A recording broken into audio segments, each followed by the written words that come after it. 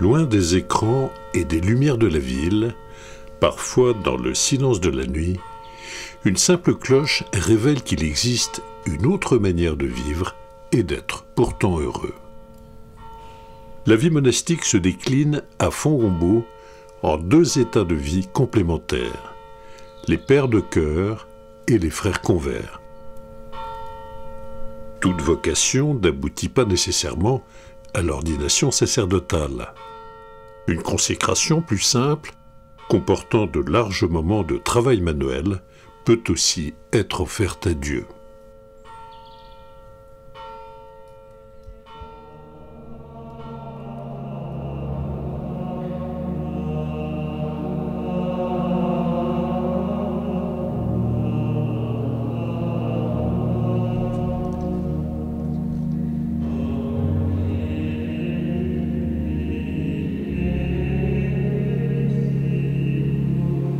Avant d'entrer au monastère, j'étais opticien.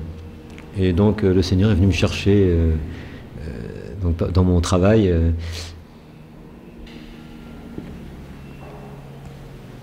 Comment le Seigneur appelle, je crois que c'est particulier pour chaque personne. Il y a quelque temps, je parlais avec un frère et qui me disait j'ai toujours pensé à entrer au monastère. Et moi je lui ai répondu un an avant d'entrer, j'en avais aucune envie. Et c'est un petit peu la différence. Le Seigneur vient chercher, il dit, voilà, il choisit ses ouvriers un petit peu partout, et puis le Seigneur, voilà, il m'a fait faire tout un travail intérieur pendant une année comme ça. Et puis un jour, j'ai répondu à son appel, je me suis dit, après tout, pourquoi je rentrerai pas au monastère? Et au départ, j'avais plutôt l'intention de fonder une famille, de me marier, de fonder une famille. Voilà. Et on peut dire que c'est vraiment le Seigneur qui a tout fait, en fait.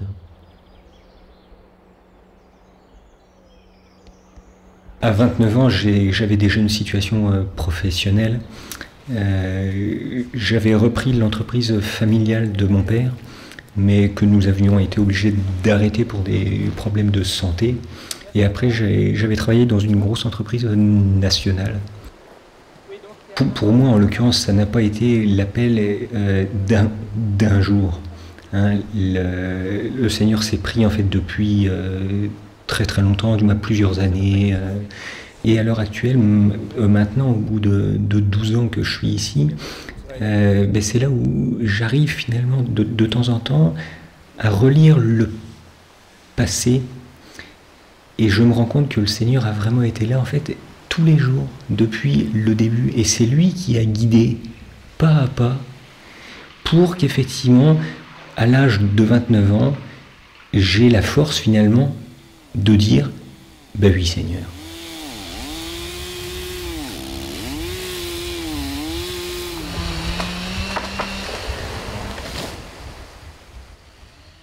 Quand je suis arrivé au monastère et que j'ai demandé mon admission au père abbé Antoine, à cette époque-là, qui était père abbé, tout de suite j'ai voulu être frère, pour la bonne et simple raison que j'ai jamais senti l'appel au sacerdoce. Par contre, j'avais vraiment l'intention de me donner au Seigneur. Et donc je voulais me donner au Seigneur dans cette vie de frère convers, où il y a une part de travail qui est plus importante.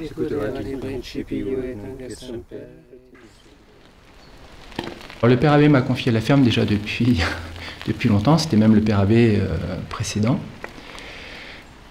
Alors j'ai pas toujours travaillé à la ferme. Au début, quand je suis arrivé, j'ai travaillé un petit peu au verger, après au bâtiment, à la cuisine aussi.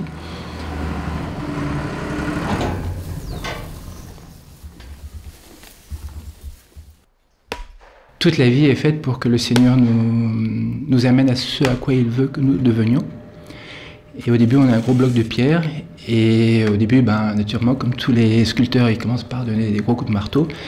Puis à la fin, c'est la finition, donc il y va plus délicatement. Mais on le voit dans la vie des saints, hein, c'est toujours comme ça. Au début, pour certains en tout cas, c'est une conversion. Et à la fin, le Seigneur les appelle vraiment à une union parfaite.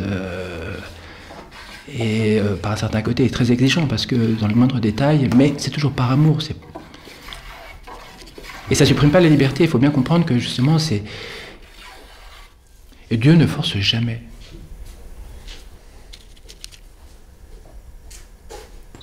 Allez les vaches. Allez, on y va. Allez, venez. On considère que la liberté, c'est de faire ce qu'on veut à tout moment, alors qu'en fait la liberté, c'est de correspondre au choix de Dieu sur nous. Et on est vraiment libre que quand on est vraiment déjà plus esclave de soi-même, et qu'en même temps, en fait, on fait la volonté de Dieu. Alors, il est évident que je vous aurais peut-être pas dit ça dès le début. Allez, venez. Je suis rentré au monastère et tout de suite on m'a demandé d'être... la première chose que j'ai faite c'était déjà d'être cordonnier. On m'a dit vous allez travailler à la cordonnerie. J'ai appris ce métier que je connaissais absolument pas, je l'ai appris au monastère et ça c'était vraiment très beau. C'est un métier qui me plaît beaucoup, le travail du cuir. Voilà, puis de faire des choses, aussi des méthodes comme on faisait autrefois, puisqu'on coud par exemple à la main, enfin on fait beaucoup de choses, le travail du cuir, des choses comme ça, c'est quelque chose de très noble le cuir. Mais en même temps, on m'avait demandé effectivement au monastère de travailler à la cuisine, parce que au monastère il faut manger 3 fois par jour, et donc il faut bien faire la cuisine. Ben, il y a des semaines je suis cuisinier, la semaine d'après eh ben, je vais être buandier et cordonnier. Voilà. Et en même temps, de temps en temps, je monte à la comptabilité pour faire de la comptabilité. Mais c'est extrêmement varié. Et moi, je trouve... Mais ça, pour moi, c'est vraiment une richesse. Je m'étais dit, mais si j'étais resté dans le monde, ben, j'aurais été opticien toute ma vie.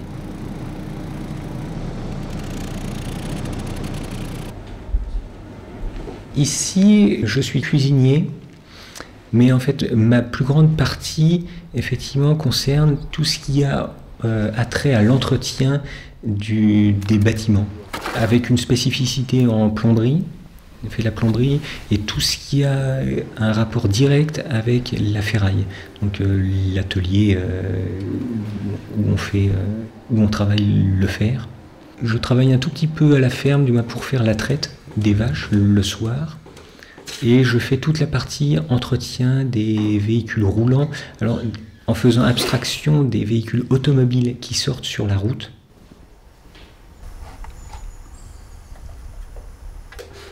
La vie des frères se caractérise par la simplicité. Moi j'aime beaucoup cette simplicité. Notre vie est faite de travail et de prière, évidemment. On est quand même des moines. Toute la vie du frère est une vie consacrée à Dieu. Et donc tous les instants, normalement, sont offerts à Dieu, que ce soit au moment de la prière, parce qu'on rejoint les pères pour les laudes. Ensuite, on a tous les offices en commun avec les pères. Mais voilà, on a une part de travail, de dépenses physiques, qui est plus importante et qui convient à certaines personnes.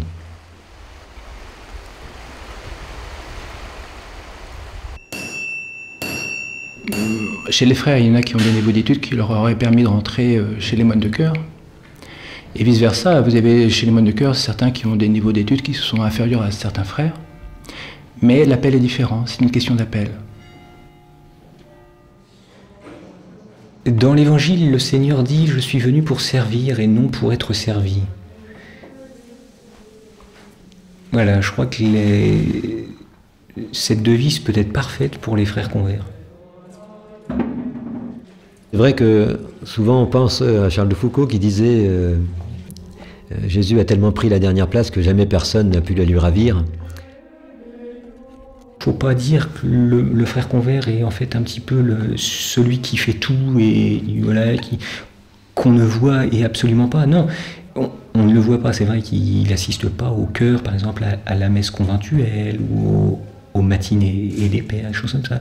Mais voilà, il a une vocation beaucoup plus cachée, mais qui est essentielle. Et en fait, peu importe ce qu'il fait et les tâches qu'il fait, le principal c'est à la fin de la journée, il puisse effectivement, juste avant de se mettre au lit, dire effectivement, Seigneur, aujourd'hui, vous étiez là, et j'étais là.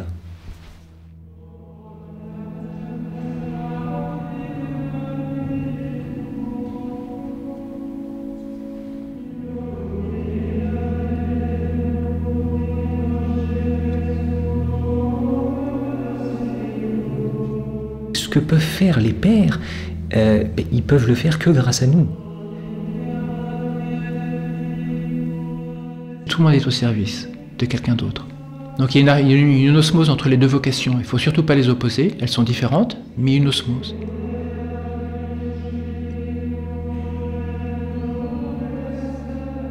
J'aimais beaucoup ce que nous disait un père maître. Il disait des frères convers, donc ils sont les gardiens de l'office divin. Les gardiens parce que les frères, avec toutes les tâches matérielles qu'ils accomplissent, permettent au père d'être plus présent à la prière, et ils ne peuvent faire cela que si les frères sont là pour faire les tâches matérielles pendant ce temps-là. Donc là, c'est vraiment ce qui caractérise un petit peu les pères et les frères, mais c'est très beau de dire que les frères sont les gardiens, en quelque sorte, de l'office divin des pères.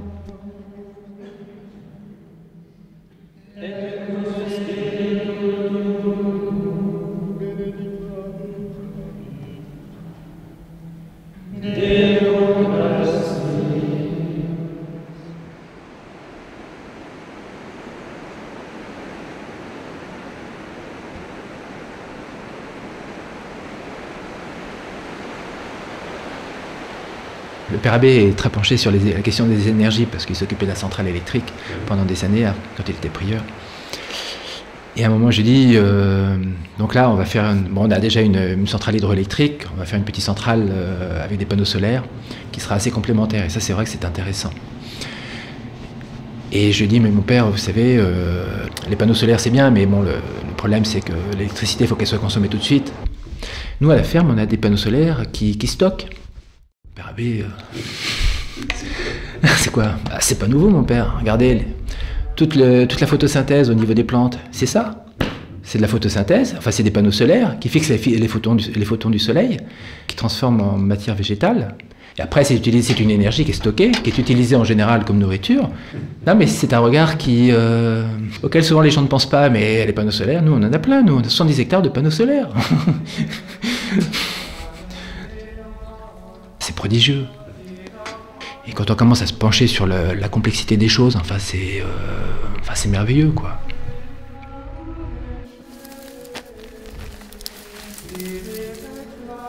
Dans la nature, tout est fait pour que ça marche.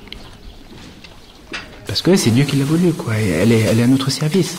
Mais en même temps aussi, l'homme, il doit faire attention, c'est-à-dire qu'il doit la respecter, la comprendre. Et si on veut absolument lui imposer quelque chose, si c'est contre nature, ça n'ira pas.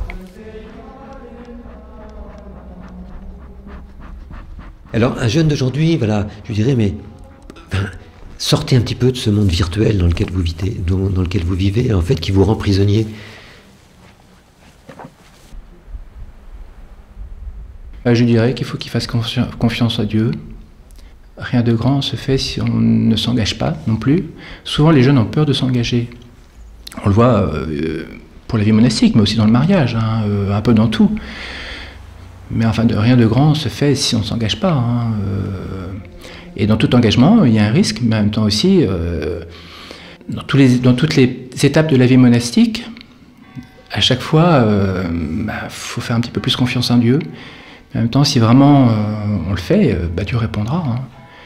Il ne faut pas avoir peur de sa fragilité, parce qu'en fait, si on s'appuie sur Dieu, on s'appuie sur la force de Dieu, on ne s'appuie pas sur sa force à soi. Je crois que personne ne s'engagerait dans la vie monastique si il comptait sur ses propres forces.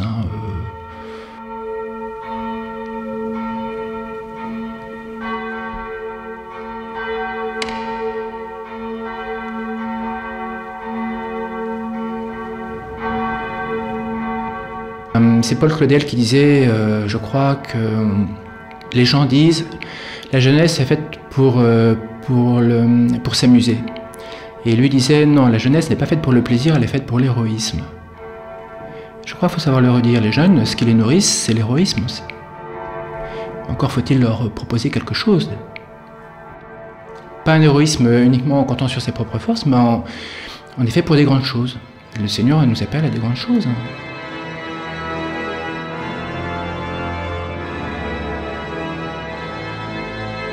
Dans le monde, si vous voulez, tout le monde se croit libre. Dans le monde, finalement, je fais ce que je veux.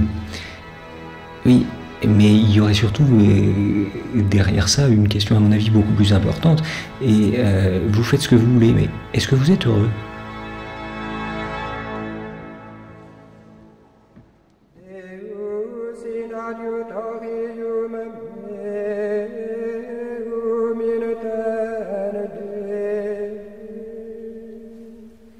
No.